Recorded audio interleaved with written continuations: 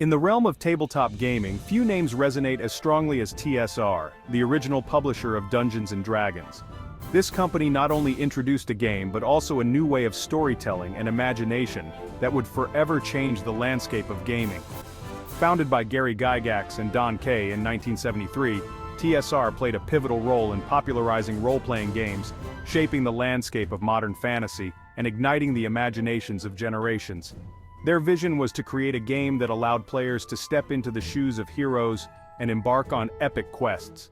From humble beginnings in a Lake Geneva basement, TSR unleashed a cultural phenomenon that continues to captivate millions worldwide. The early days were marked by a passionate community of gamers who saw the potential in this new form of entertainment. Dungeons & Dragons, the company's flagship product, emerged from the wargaming scene, offering players an innovative blend of strategic thinking, storytelling, and collaborative world-building. It was a game that encouraged creativity and camaraderie, allowing players to craft their own adventures. The game's success was unprecedented, capturing the imaginations of a generation hungry for adventure and escapism. It wasn't just a game, it was a gateway to other worlds, where the only limit was one's imagination. TSR, riding this wave of popularity, quickly became synonymous with D&D, its brand becoming inextricably linked to the magic and wonder of the game. The company expanded its product line, offering a variety of modules, supplements, and merchandise that further enriched the D&D experience.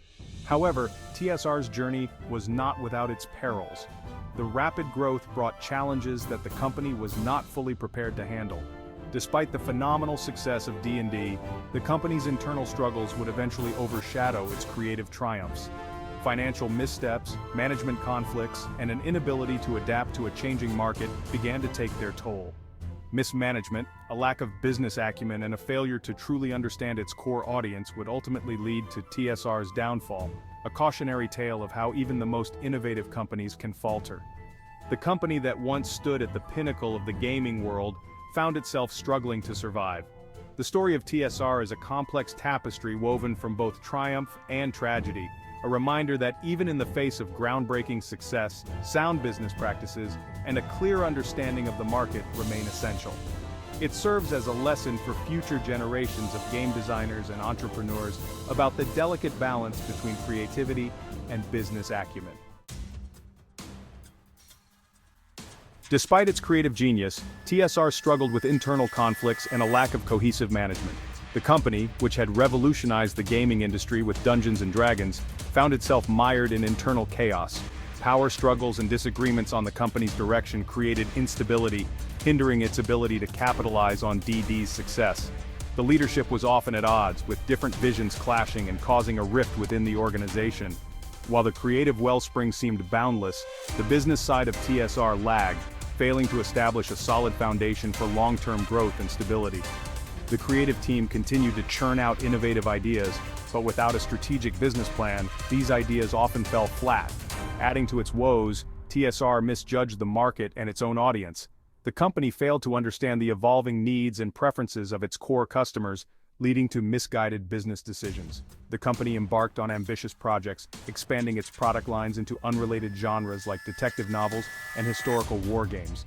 These ventures, while creative, did not resonate with the loyal D&D fanbase. While diversification can be a sound strategy, TSR's execution lacked focus, diluting the brand and confusing its core customer base. The market was flooded with products that did not align with the company's primary identity.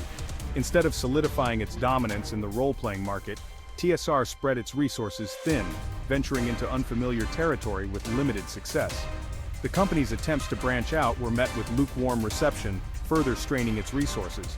Furthermore, TSR fell victim to overproduction, flooding the market with new releases, supplements, and spin-offs. This overabundance of products created confusion and frustration among consumers. This deluge of products, while intended to capitalize on the D&D craze, overwhelmed consumers and retailers alike.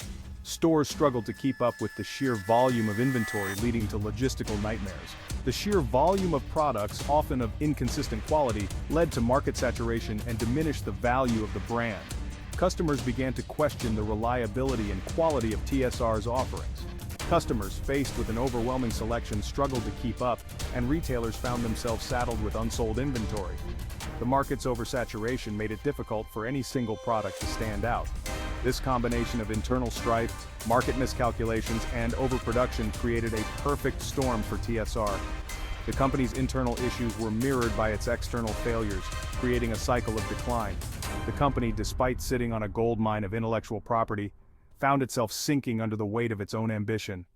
The very success that had propelled TSR to the top now threatened to bring it down. The very factors that had initially driven TSR's growth, creativity, and a passion for gaming, became liabilities in the absence of sound business practices and a clear understanding of the market it sought to dominate. Without a cohesive strategy, the company's innovative spirit was not enough to sustain its success.